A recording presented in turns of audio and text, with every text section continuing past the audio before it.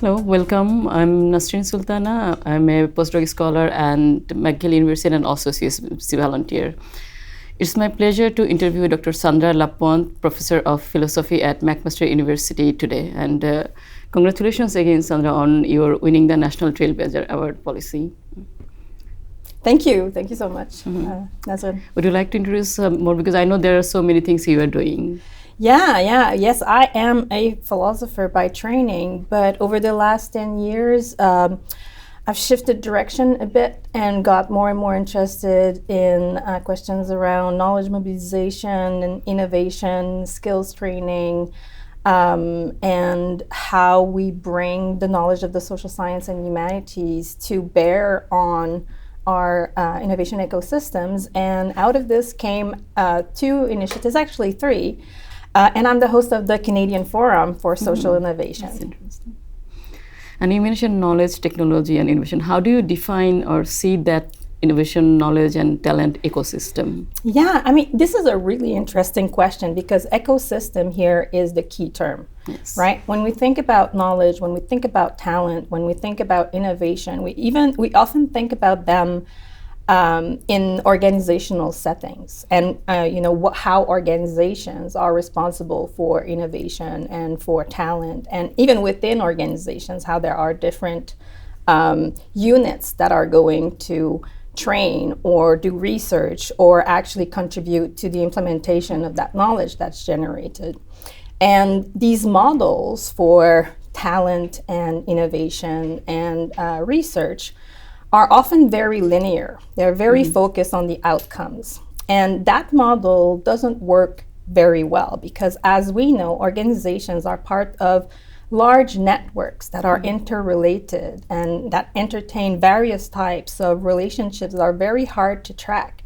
So understanding how talent is generated in that complexity and that emergence is actually key. So the talent, knowledge, and innovation ecosystem is multi-layered. Actually, there's probably many different kinds of overlapping ecosystems, and understanding how to support the generation of new knowledge, the building of skills, and the implementation of new ideas to create more well-being needs to take into consideration that complexity. So there's not really a definition that I would like to give, but just sort of bringing to emphasize how important it is to think about the structure of these activities that revolve around talent and innovation and research and how interconnected they are. If we are not attentive to this complexity, what often happens is that we miss opportunities because we don't see connections, and that connectivity is absolutely crucial. When we look at theories that tell us how to address the complexity that emerges in ecosystem contexts, especially when it comes to innovation, the key challenge is always to ensure that not only the different parts of the systems are connected so that the knowledge and the talent can flow, but also that we are able to build the kind of intelligence across that ecosystem that allows us to continue to learn. It's super important because ecosystems change continuously, which means that we have to continue to learn and understand how the system is evolving to be able to intervene. So that's the sort of basis for what we do, trying to understand talent, knowledge, and innovation as part of ecosystems theories. What motivated you to establish the Canadian Collaborative for Science, Innovation and Policy and also the La Collaborative? So what motivated me? That's an interesting story. As you know, I'm a philosopher by training. And in 2015 or 16, I was asked to step in as president of the Canadian Philosophical Association. Up until then, I had been a historian of logic, very focused on traditional academic output. I've published 14 books, if not more, dozens of articles. And the Federation for the Humanities and Social Science at the time was organizing an annual conference where they introduced presidents and representatives from scholarly associations to issues about, knowledge mobilization and impact and sort of things that emerge in a broader higher education or science policy context. And I was there, and it was my first time really sitting down in a workshop and thinking about impact. And I realized that as a philosopher, my understanding was very minimal, which was kind of a paradox because philosophy is all about understanding how knowledge evolves. I'm a historian of logic, so I'm used to understanding how big ideas transform the way people think and people do things.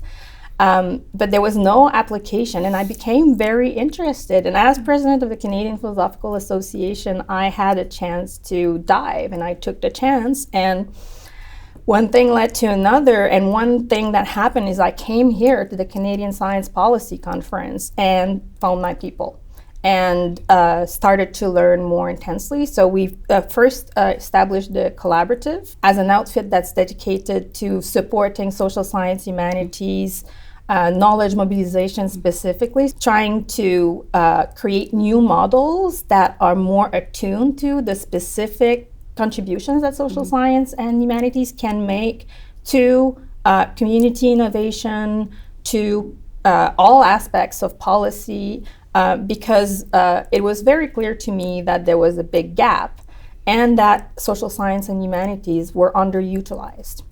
And so 10 years later, we did a lot of work. We became interested specifically in the contribution of the entire scientific enterprise to social innovation specifically.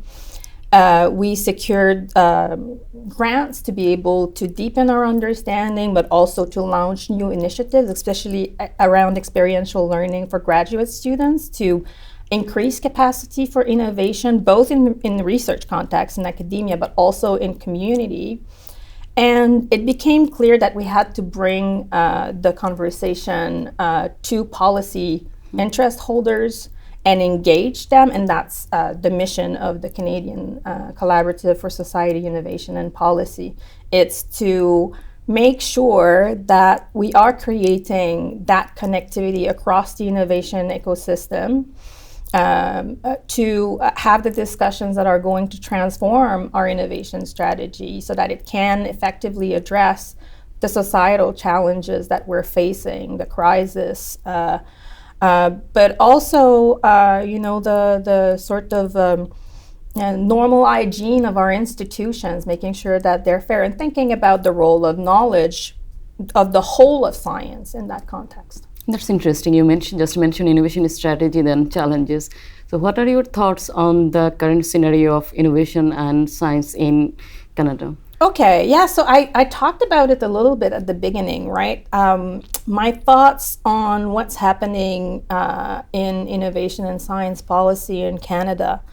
I think our biggest challenge is one that has to do with understanding how to really do the most out of the fact that we're funding the whole of science, right? We're funding health, we're funding natural sciences, engineering, we're funding STEMs, and we're funding very generously also social science, humanities, and arts in Canada.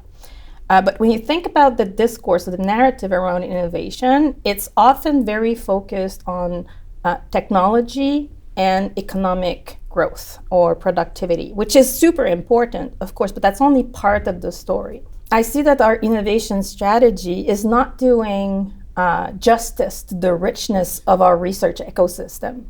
I mean, it's not just the problem of policymakers. I think that even within academia, there are obstacles that make it hard for social science and humanities to sort of really bring their richness and their the wealth of knowledge that they produce to bear on specific problems. And that, again, is an ecosystemic issue, right? The most important thing to start with is to stop thinking that innovation is a linear process, and that if you invest in fundamental science, whatever that means, it's going to result in innovation. There's intervention, there's talent, there's knowledge that's needed at every step of a very nonlinear process to be able to tackle just, for instance, the implementation of a solution to a problem like, housing or homelessness.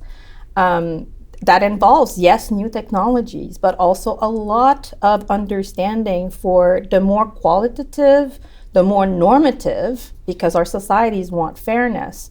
So the more qualitative, the more normative, the more interpretive and sort of vague aspects of human societies and human systems to be able to tackle the real challenge, which are human challenges and social challenges when it comes to implementation in the context of big, societal transition or systemic challenges.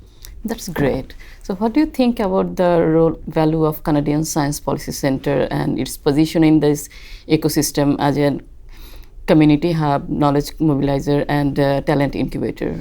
Yeah, I'm the proof that it's working. I wouldn't be doing this work if the Canadian Science Policy Centre did not exist, and that's clear. I would not have found these people. So it's absolutely crucial to bring people together, especially at that level. And I think that's the value proposition of CSPC, and it continues to grow. It's that they get the attention of the policymakers. They are able to show the best of science and engage interest holders in meaningful conversations. And also, I think one of the things that I really admire from the CSPC is its ability to evolve intelligently. The integration of new formats, for instance, for the convenings around that are more interactive, the constant inclusion, the constant increase in the inclusion of voices that are not traditionally associated with innovation, like, the social science and humanities, of course, but also Indigenous voices.